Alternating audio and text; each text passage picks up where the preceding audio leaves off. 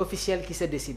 mais ban la Mamour. non xamoon naa ne loolu su ma ko waxee. dinañ la attaqué. di nga ma laaj. waaw yan joueur le Pape Thiaw convoqué. yaa xaw ma yan joueur le Pape Thiaw mais.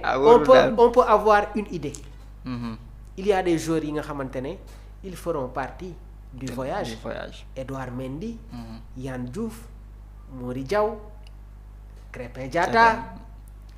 liste bi la de bind leen da leen di nax. Antoine Mendy. El Hadj Malick Diouf. Ismaïl Jacobs. Kalidou Koulibaly. Abdoulaye Seck. Mamadou Sarr. Moussa Niakhaté. Pape Alassane Gueye. Pathé Ciss. Habib Diarra. Pape Matar Sarr. Idrissa Gana Gueye. Lamine Camara. qui a fait son retour. Sadio Mané. Iliman Ndiaye. Ismaïla Sarr. Ibrahima Mbaye. Cheikh Tidiane Sabali. Point d'interrogation sur le jeune Ousmane Sow. Ah waaw suba dinañ ci yaatal sax. En attaque je pense que vu que liste bi xaw nañ ko élargir tuuti Pape Thiaw mun na yóbbu ces 4 avant-centres. muy Nicolas Jackson Boulaye Dia. Chérif Ndiaye Habib Diallo léegi nag dafa am ay joueurs yoo xamante ne contre le Kenya ñenn ñi Pape Thiaw xaw na leen utiliser donc xëccoo bi foofu la. donc joueurs yi nga xamante ne. ñoom ñoo mujjee ñëw surtout au niveau du milieu de terrain wala ñi nga xamante ne nekkoon nañ fi amuñu un temps de jeu conséquent leur dernière prestation avec leur club moom mooy déterminer seen ticket seen billet pour la prochaine Coupe d'Afrique des Nations bul ma dugal yaay. alors on va ñu ñëw rapidement ci beneen information. Arabie Saoudite Sadio Mané Edouard Mendy.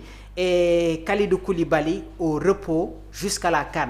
Donc avec la Coupe d'Arabe des Nations bi nga xamante ne war na commencer en décembre les championnats saoudiens dañuy nekk en pause jusqu'au 19 décembre prochain. Donc après leur match en Kings Cup entre ce vendredi et samedi Edouard Mendy Kalidou Koulibaly rejoindront Sadio Mané et ne vont pas rejouer jusqu'à la prochaine Coupe d'Afrique des Nations. Donc Edouard Mendy Kalidou Koulibaly ak Sadio Mané mun nañu noppalu. loolu c'est une bonne nouvelle donc duñu football. pour le Sénégal ba fii ak Coupe d'Afrique bi ñëw. de même que Idrissa Gana Gueye mais ñi ngi xaaral ni les dernières décisions yi nga xamante ne war na jóge ci équipe bi nga xamante ne moom mooy Everton mais je pense que aujourd'hui si les cadres se reposent parce que suñu waxee Edouard.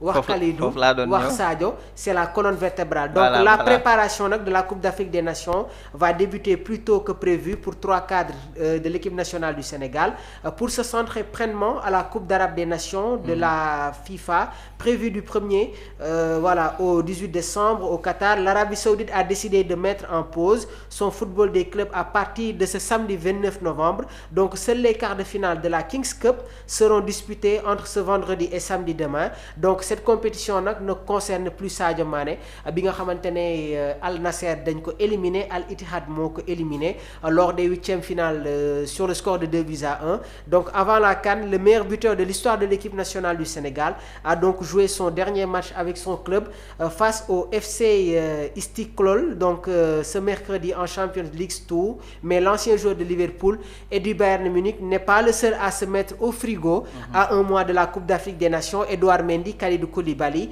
le rejoindront bientôt dans cette liste. Le portier d'Al Ahly et le défenseur d'Al Hilal sont engagés pour les quarts de Kings Cup et Al Ahly war na affronter Al Qadsiya ce vendredi puis Al Hilal war nañu dem défier Al Fateh ce samedi en espérant que tout se passe bien pour Edouard Mendy et Kalidou Koulibaly lors de ces rencontres. C'est donc des cadres très frais avec Sadio Mané que Pape Bouna Thiaw retrouvera dans 2 semaines mu nekk tamit une excellente nouvelle pour la tanière effectivement si nos cadres se reposent d'ici la Coupe d'Afrique des Nations surtout Sadio Mané Kalidou Koulibaly et Edouard Mendy qui ont dépensé énormément d'énergie sur ce début de saison avec leur club. Je pense que c'est une très bonne nouvelle Yaya. waaw c'est une très bonne nouvelle comme ni ma ko waxee sànq ba ngay tàmbali juste xam nga souligner nga li nga xamante ne mooy la colonne vertébrale de l'équipe nationale du Sénégal.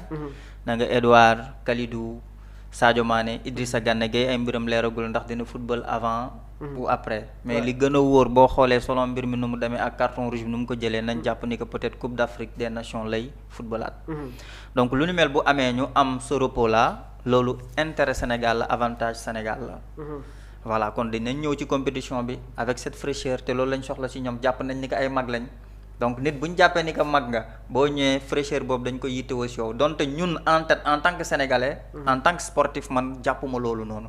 parce que vitesse bi nga xamante ne moom la Kalidou doon daw ba léegi moo ngi koy daw. interception yi nga xamante ne moo ko doon def moo ngi koy def ba léegi. relance ya mu daan def moo ngi ko def ba léegi donc Edouard Mendy ainsi de suite ak yooyu noonu peut-être Sadio moo xaw a perte tuuti vitesse te aussi ça se comprend. bërki démb le doyen Lamine Conté avait fait une excellente analyse nee na Moussa Niakhaté doit être beaucoup plus au charbon. que Kalidou Koulibaly. c'est parce que jeunesse bi lay xaar jàpp na ni que Moussa moo gën a nekk ndaw. donc moo gën a nekk ndaw warul seetaan Kalidou peut-être muy dugg ci yenn combat yi nga xamante ne moom mën na ko noppal mu def yenn intervention yi. man noonu laa déggee analyse bi. très bien waaw moo tax mu waxee ko noonu mais jàpp naa ni que ak lu mën a am défense moom défense la. ñaari nit la. action bu amee kenn warul xaar kenn. oui nu ñu mën a def déggoo mën a dimbalante. loolu mooy intérêt réew mi. ndax boo xoolee Kalidou Koulibaly bañ koy booleeg Abdou Diallo gis nga nu ñu déggee woon nu ñu doon footballé. à la coupe du monde bi nga xamante ne moom la Sénégal mujjee football. contre Équateur xoolal nu ñu fàtte woon défense attaquant Équateur bi. donc mais yooyu la ñuy xaar déggoo boobu noonu bu amul ci défense bi amul ci milieu terrain bi mënul raisonner ci attaque bi. très bien c'est impossible Mamour wax naa fi démb ni que. pour nga attaquer mën a dugal foog nga défendre gis nga équipe yi nga xamante ne ñoo jël Coupe d'Afrique des Nations dañoo solide défensivement wala équipe yi nga xamante ne dañuy dem finale à une Coupe d'Afrique des Nations dañuy solide défensivement. mais man Yaya je suis adepte à cette philosophie la meilleure manière de défendre c'est d'attaquer. waaw mais tey boo attaquer dugal ñeent te yow sa défense nga jël juróom nag. mais nous on n'est pas dans cette situation. merci foofu nag laay wax xam nga yàlla dogal na ñun nekkuñu ci cadre boobu noonu. mais tey donte nekkuñu fa mën nañ jëli ñaar ndax war nañu ko contre RDC. mais Coupe d'Afrique bokkul ak loolu. mais attention waaw foofu laa ba bokkul ak loolu. nañ moytu match yu ni mel. loolu bu amaatee mën na jur leneen donc pour éviter cela nañ défendre concrétiser sunu ay occasion mu nekk tamit passage bu am solo trop je pense que li ñu joxoon daanaka si ay waxtu kii na mais dama posé woon la question à mon oncle El Hadj Diouf maa ngi koy nuyu bu baax depuis l'Espagne mu ne ma si le Sénégal sort de sa poule dina disputer la finale bu mu waxee loolu je lui ai posé la question ma ne ko nous n'aurons pas de problème pour sortir de cette poule mu ne ma attention la Coupe d'Afrique des Nations dafa relever léegi et en Afrique il n'y a de plus petites équipes et ay Botswana ay Bénin suñuy football ak yow il joue sans pression et am na ay éditions yoo xamante ne jàll na gis nañu ay équipes yu mag ay équipes yu ndaw malmené leen mais mu ne ma si le Sénégal sort de sa poule à 95% il y aura cette probabilité finale bi ñëpp di xaar incha allah entre le Sénégal et le Maroc. analyse bii nii sama maa ngi koy nuyuwaat bu baax. non wax nga lu am solo Diouf. on a eu l'opportunité de faire un entretien ak moom dinañu amaat beneen possibilité. defaat entretien ak moom itamit mu nekk vraiment un expert dans l'analyse footballistique. Yaya il y a ces personnalités yi nga xamante ne ils ne sont pas dans la fédération nekkuñu ci ministère bi. mais suñu yëkkatee ci ay kàddu. analyser football nga xam ne que ñii. ce sont des adeptes. c'est des personnalités yi nga xamante ne. ils maîtrisent les aspects tactiques. les schémas tactiques. bërki démb bi ngeen fii invité le doyen Assane bi mu analyser da ngay xam ne que c'est quelqu'un qui maîtrise le football. avant-hier les analyses pointues yi nga xamante ne le doyen Lamine Conté indi na ko mais nous en tant que jeunes journalistes en tant que chroniqueurs sportifs.